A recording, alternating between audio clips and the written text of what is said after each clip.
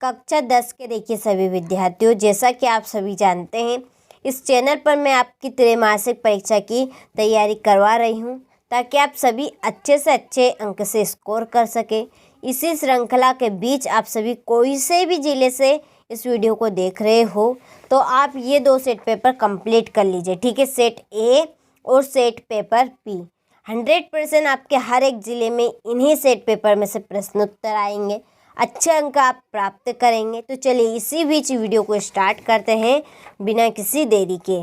प्रश्नों को अच्छे से समझेंगे, कम समय में मैं पूरे प्रश्न बताने का प्रयास भी करूंगी। तो चलिए पहला प्रश्न है, निम्न में से कौन भौतिक परिवर्तन नहीं है? तो कौन नहीं भौतिक परिवर्तन? LPG का दहन। दूसरा प्रश्न, दही में पाया जाता है लैक्टिक अम्ल। जल का pH मान होता है 7। मनुष्य में वृक्क एक तंत्र का भाग है, वहाँ है उत्सर्जन। पादप में जाइलम उत्तरदायी है जल का वहन। और छठा प्रश्न है, 2 तंत्रिका कोशिका के मध्य खाली स्थान को कहते हैं सिनेप्स, ठीक है। तो चलिए आप यहाँ से इन प्रश्नों का स्क्रीनशॉट लें और प्रश्नों को आप अच्छे से कंप्लीट करें। इसके बाद में अगला प्रश्न कि किसी रासायनिक अभिक्रिया का समीकरण के रूप में प्रतीकात्मक निरूपण कहलाता है रासायनिक समीकरण, ठीक है। दूसरा प्रश्न है, अम्ल एवं क्षारक एक दूसरे को उदासीन करके लवण एवं का निर्माण करते हैं जल। तीसरा है, धात्विक ऑक्साइड प्रायः क्षारीय होते हैं। वे सभी प्रक्रम जो सम्मिलित रूप से अनुरक्षण का कार्य करते हैं जैव प्रक्रम कहलाते हैं। हमारे शरीर में नियंत्रण एवं समन्वय का कार्य तंत्रिका तंत्र तथा हार्मोन द्वारा होता है, ठीक है। छठा प्रश्न है कि किसी गोली दर्पण की फोकस दूरी उसकी वक्रता त्रिज्या की आधी होती है, ठीक है। तो ये हमारे रिक्त स्थान थे। चलिए तो आप अच्छे से स्क्रीनशॉट ले लीजिए और अच्छे से इनको कंप्लीट कर लीजिए। इसी के अंतर्गत क्वेश्चन नंबर 3 है, सही जोड़ी बनाइए। पहली जोड़ी ऑक्सेजेलिक अम्ल की जोड़ी रहेगी टमाटर। प्लास्टर ऑफ पेरिस की जोड़ी है कसोनट कोड़ो पानी कितना आधा लीटर, ठीक है।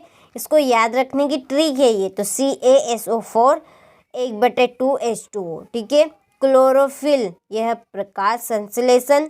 न्यूरॉन की जोड़ी रहेगी तंत्रिका तंत्र की इकाई। अभिसारी लेंस, उत्तल लेंस और वर्ण विक्षेपण की जोड़ी है त्रिभुजाकार प्रिज्म, ठीक है। तो ये हमने जोड़ी भी कंप्लीट कर ली है, आप स्क्रीनशॉट ले और कंप्लीट करें।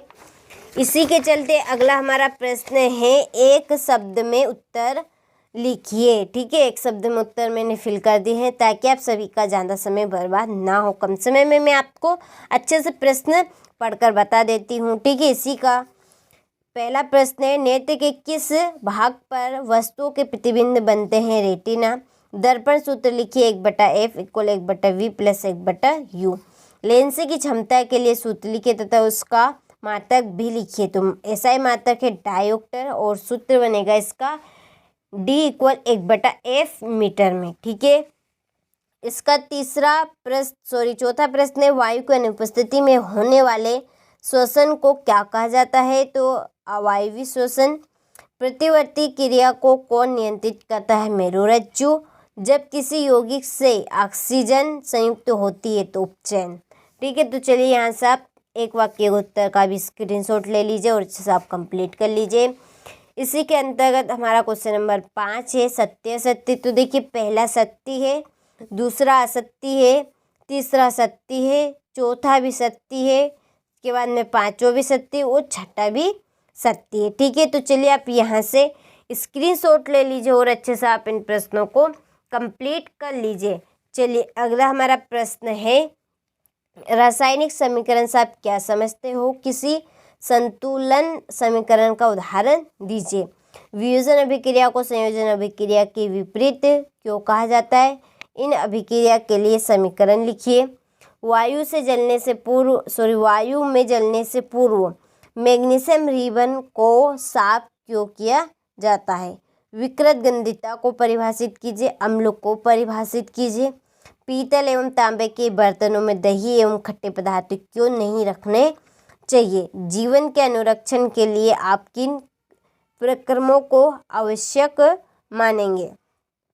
2 मीटर फोकस दूरी वाले अवतल लेंस का क्षमता ज्ञात कीजिए। गोली दर्पण के वक्र केंद्र की परिभाषा लिखिए। ठीक है, इसके बाद में हमारा क्वेश्चन नंबर 15 है, उत्तर दर्पण के 2 उपयोग, ग्रह क्यों नहीं टिमटिमाते हैं। इसके बाद में स्पष्ट दृष्टि की न्यूनतम दूरी किसे कहते हैं। प्लास्टर ऑफ पेरिस को आंधरोधी बर्तन में क्यों रखा जाना चाहिए। समीकरण सहित लिखिए। धमनी एवं सीरा में अंतर स्पष्ट कीजिए।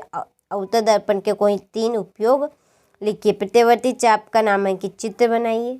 ऊष्माक्षेपी तथा ऊष्माशोषी अभिक्रिया को उदाहरण सहित समझाइए। और 23वां प्रश्न है, मानव के श्वसन तंत्र का नामांकित चित्र बनाइए। मानव हृदय का नामांकित चित्र बनाइए। ठीक है, तो ये टोटल आपका 23 प्रश्न हो चुके हैं, जो कि आपका सेट पेपर बी है। आप अच्छे से इस सेट पेपर को कंप्लीट करें।